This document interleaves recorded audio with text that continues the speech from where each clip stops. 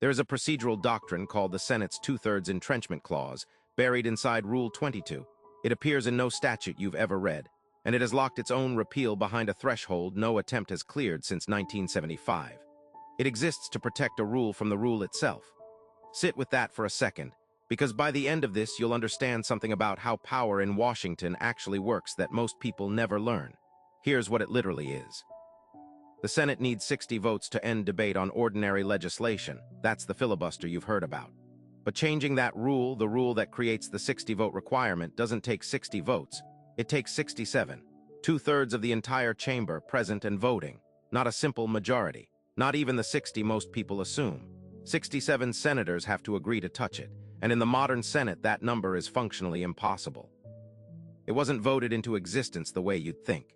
In 1917, under pressure from Woodrow Wilson after a handful of senators filibustered a bill to arm merchant ships, the Senate adopted its first cloture rule: two-thirds could end debate.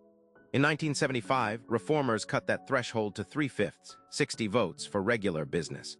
But the price of that deal was leaving the rule about changing the rules untouched. The entrenchment clause survived intact.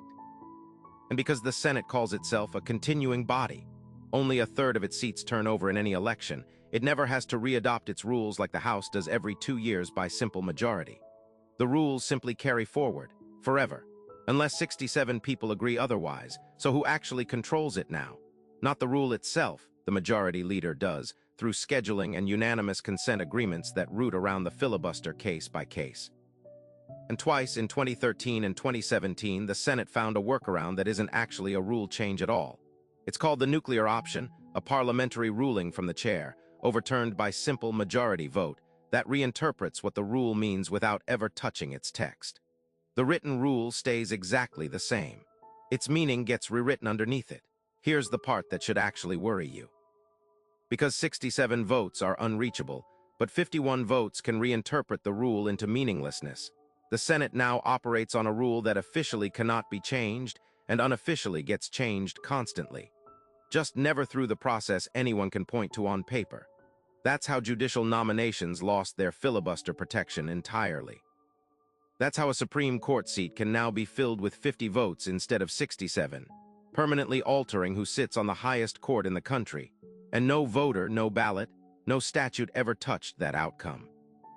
Meanwhile, legislation with broad public support, voting rights protection, background check expansion, minimum wage increases that poll above 70% in national surveys, dies quietly at the 60-vote line, never reaching a floor vote at all, because the rule that would need to change to fix that requires a number that has not been assembled in over 50 years.